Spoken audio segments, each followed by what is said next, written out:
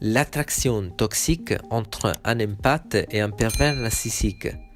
L'empathe ne voit pas que tout le monde n'est pas fait comme lui. Il ne voit pas qu'il y a des personnes malhonnêtes autour de lui qui ont des intentions négatives. Le vampire d'énergie peut étendre son emprise sur l'empathe qui ne s'en rend pas compte que lorsqu'il est déjà trop tard. Je connais bien ce sujet. L'empathe peut être considéré comme le guérisseur. Il a la capacité de détecter une personne qui souffre de tout type de douleur. L'empathe absorbe la douleur car il fait l'expérience de la douleur des autres.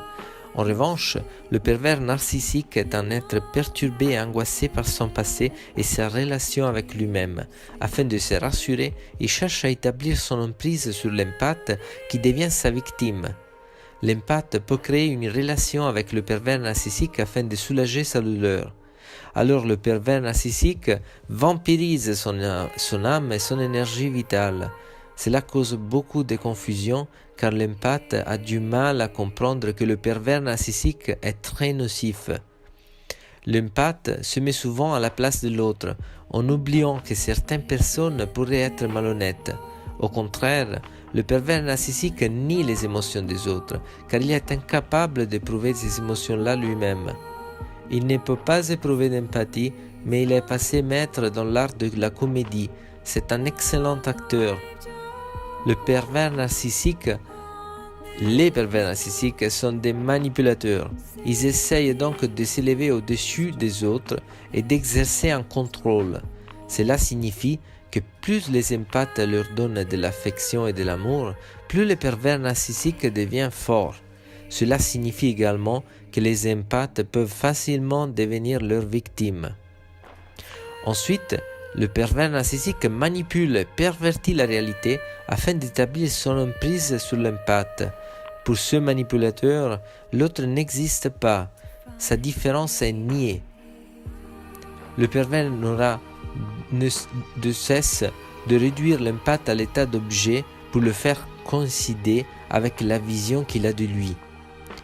Le pervers est arrogant, centré sur lui-même et il s'attend à recevoir un traitement privilégié. Il peut être charismatique, amusant et avoir du savoir-faire. Il ne respecte pas la vie privée des autres, ni le fait qu'on cherche à poser des limites. Il est paternaliste et critique envers les autres, mais il n'est pas capable d'accepter qu'on ne soit pas d'accord avec lui ou que l'on puisse critiquer. Il est anxieux et paranoïaque. Il pourrait se montrer violent et avoir des explosions de rage lorsqu'il ne peut pas contrôler une situation ou que son comportement manipulateur est découvert. Il met volontairement l'empathe en situation d'échec pour pouvoir le rabaisser et il monte ses amis les uns contre les autres. Il peut être cruel et injurieux. Il a besoin de recevoir sa dose de narcissisme de la part des personnes qu'il peut facilement manipuler et qui feront tout ce qu'il demande, voire même de s'acharner contre une personne que le pervers narcissique aura dénigrée sans se poser de questions. L'empathe montrera qu'il est malheureux et cela suffira à faire en sorte que le pervers narcissique prenne plus de contrôle, plus de pouvoir pour valider sa valeur. L'empathe oubliera tout ce qui est lié aux aspects positifs de la vie. Il devient obsédé par la douleur qu'il ressent. Il ne pense qu'aux abus et les traumatismes qu'il subit. Au lieu d'essayer de rompre la relation avec le pervers narcissique, il fera de son mieux pour obtenir sa validation, ce qui ne se produira jamais.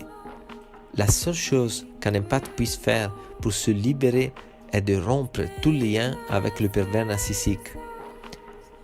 Essayer de communiquer avec le pervers narcissique est inutile.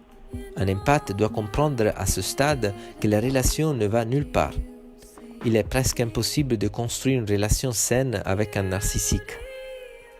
L'empathe a le choix de continuer à être la victime dans cette relation toxique ou de s'aimer soi-même pour pouvoir se séparer. Il peut être difficile de trouver le courage de sortir de la relation et cela nécessitera beaucoup de persévérance. Il est important de comprendre que la plupart des pervers narcissiques ne souhaitent pas changer.